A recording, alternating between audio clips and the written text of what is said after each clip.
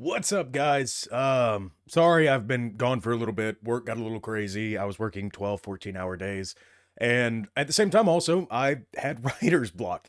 I couldn't write anything. So I just took a little bit of a break trying to figure things out. And I finally got back into the groove. Work seems to calm down. I'm gonna try to get as many of these videos as I can out in the next, yeah, I guess the end of this week, Thursday, Friday, Saturday, Sunday, just because I have a bunch of new games that are coming out that I need to get done. And these are all backlogged. And these were games that were given to me from the developers who expect a review. So I need to get those out, and I'm gonna try to get them out as quick as I can.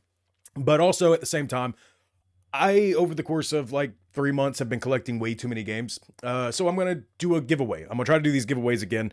I'm gonna try to give away at least 1 to 2 games per week, trying to limit out this catalog. But for today, we're gonna do Outward, which Outward is a classic RPG style game where you're in this weird infected world, I do believe. To be honest, I'm not quite sure. I barely read through the skim notes, but a lot of people seem to like this game because it is a classic RPG.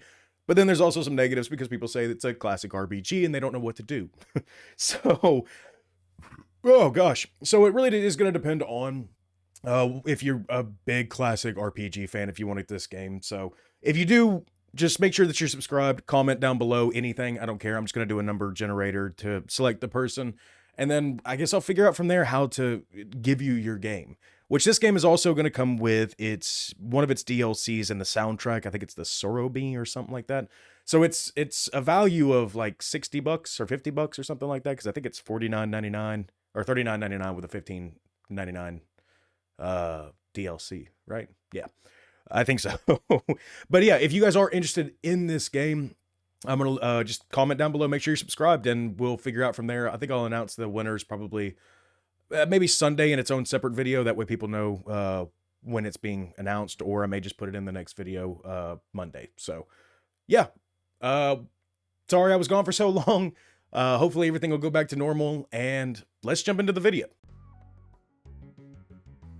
What's up, everybody, and today we are going to be looking at Good Night Night from the developers at Red Ember, a hack-and-slash adventure up a seemingly endless tower of labyrinths, with countless enemies and procedurally generated rooms, and a humorous story. For a game that's in early access, honestly, I am just truly having a blast with this.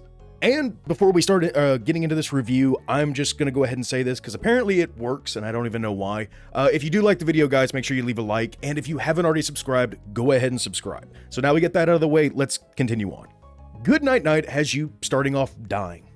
Did I say dying? I meant surviving. And then you're told by a wise sage of the useless company to climb the spire. Now, for some reason, I'm not quite sure. I completely forgot, honestly. I've been playing too much of it. I forgot what the quest was. But starting off in the first stages, you'll get to know the fundamentals and understand the concepts that are in this game. Now, the rooms usually follow a 4-room pattern, and you'll be given an elevator to return to the camp or return to any level you had previously unlocked. Now, after you reach the elevators to move up to a new dungeon, you can also continue in that, level with just as long as you want to, because you can just gather EXP, find treasures, and curses along the way. Now, this continuing does seem to be endless on each level, and I think that's what adds a lot of fun to this game, is it's procedurally generated. You can just keep going. Like if you like the bedrock area, which is the second level in this spire, you can just go for 100 levels if you wanted to. It didn't matter.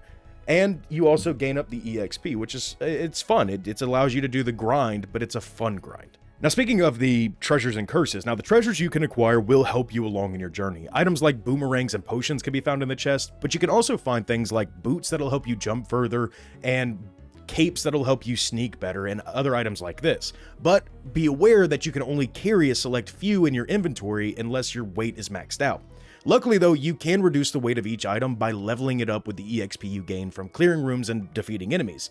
And it completely brings the weight down to 0 once you actually level it up all the way, and allowing you to carry a multitude amount of upgrades and advantages and buffs. The curses will help you actually gain more EXP by giving you a higher percentage, except for a cost. Things like shutting doors in the rooms till all the enemies are defeated, or making rooms harder. Some are easy to equip and don't make things hard. Others can bring tension to the game, like lose all EXP and ingredients when you die. Luckily though, you can pick and choose which ones you want to have activated in your tent before you go into the tower. Speaking of the ingredients that you don't want to lose though, and honestly just trust me, I am scratching the surface of this game. There's so much in here. But these ingredients are used to trade for items from the merchants, giving you some of the necessity items like health and damage upgrades. Now the ingredients are farmed from the creatures by dropping a portal, grabbing the enemies that are not alerted, and hanging them over said portal. Now sometimes you'll be given a key target in a room that will give you an item upon death, giving you, actually to be honest, reasons to repeat floors, sneak, and hunt for the enemies that you're looking for. Luckily though, you don't have to guess what enemy drops what. You can wishlist the items that you want to unlock, and it'll tell you what creature to hunt for, so the guessing's ruled out for that. But, in all honesty, sometimes finding the specific enemy can sometimes prove to be a challenge on its own. There are many, and I mean many, of these items and treasures and curses that you can collect. What I think's great about this game is it's still in early access, and the number of items that you're given in this game is impressive. And I'm not talking about items that are similar. A lot of these items are truly unique and feel special when you collect them. Each time I find a treasure room, after the countless ones that I have found, I still get excited because I'm wondering, what's this new thing that this will open up for me? It's hard to keep that excitement up after a few dozen times, but this game does it.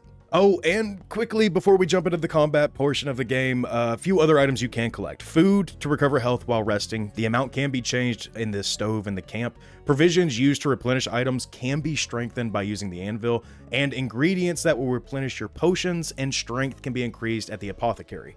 And this is just the items we've talked about so far, so... Whew, okay, so let's jump into the combat. Luckily though, combat is straight up. It's just your basic style that you're used to. Light attacks and strong attacks, block and jump. Nothing too complicated, but you'll need to be precise with your swings. The swing distance in the beginning is very minimal, and your directional change while swinging is slow. Added by the amount of stamina you have, it becomes a balancing match. I guess you could call it a Souls-like combat with a classic Zelda look. Then, as I'm sure you've noticed, the vision is limited in this game. Not seeing the full room leads to enemies sneaking up behind you and dealing heavy blows, making you be sure that you're very observant of your surroundings. Now, the positive to this is that enemies have that same disadvantage as well, and this is where your sneaking ability can come in handy, giving you the upper hand, and if you're able to have the grab ability, grabbing enemies to either extract the ingredients or fling them down a hole for a quick and easy kill. It truly brings a new style of gameplay if you want to be like Solid Snake and enter a room and just wipe it out silently, or if you want to be a bull in a china shop, go for it. There's really no one way to play. Then there are the bosses. Now so far there are only 2 bosses in the game, but more are to come from the developers, and they have luckily, and I'm so grateful that they have done this, set out a roadmap for the next few months. And the bosses, honestly, that I had fought, one being the skeleton, was quite a match, with predictable patterns, but with a small birthing thing of little skeleton enemies being spawned and large femurs just spinning around. It became an act at Circus Olay, trying to fight and dodge obstacles. And the other bosses, or at least the other boss that I fought, was one that was kind of like this giant fly eater, and it became a tug-of-war style of gameplay, trying to pull away from the mouth while dodging spinning spike vines, all in the pursuit of just to destroy the eyes. They're all challenging and exciting and fun, to be honest. It seems to be a pattern where they're going to change a lot of the dynamics of each boss. Now, I hope they keep that up because it does make each boss feel unique, and I hope they don't try to repeat or try to just whitewash or bring up a same old enemy. So I'm hoping that they'll keep that same consistency of difference. Adding to that fun and excitement, you can also play this game with a friend, either couch co-op or Steam Remote Play. Going through and clearing rooms are made easier and honestly more enjoyable when you are a power couple like Ryan Reynolds and Hugh Jackman. And if you're bored of the labyrinth, you can always go to the camp and find out who the better knight is. There was one bug though when you're playing co-op, and I haven't seen any updates on the fix, so I don't know if it's been fixed or not yet, but it's being with these small little spike turtle enemies that can get their spikes out and they become undestroyable. You have to wait till they retract them and start following you again. But there seems to be this small glitch where if you die or your friend dies and that little turtle is kind of like locked onto you, it extends its spikes and just keeps focusing on the dead character, never moving over to the next one, which puts you in this soft lock. So it kind of complicates things when you're soft locked like that. You just have to back out, and a little frustrating, but it doesn't happen that often. So hopefully that will kind of get fixed. But other than that, the game runs beautifully. and I've had tremendous fun playing this game. It's only the first 3 floors that are out right now, and I've put 14 hours into it. And the prison update's out now, so I'm probably, after this, going to play that, especially with my friend. So if I had to give this game a score, it would be like an 8.75 out of 10.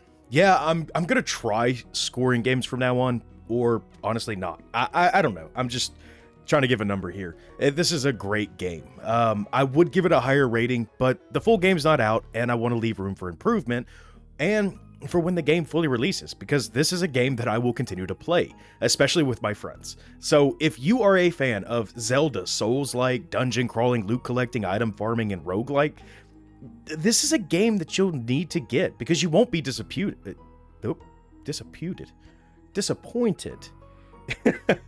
And the music, the graphics, and animations are cute and wonderful. The gameplay is solid, and honestly, at $15, you can't beat the hour to dollar rate for how much games here. Oh my gosh. So if you're interested in the game, the link's going to be down in the description, and as well as a link to the Discord if you guys want to come and chat. Make sure you guys leave a like and subscribe if you haven't already. We're always looking at new indie games, and I've got a whole bunch that are going to be coming out in the next couple weeks. So put on that notification bell just in case. So, but like always, guys, I'll see you in the next video, and have fun.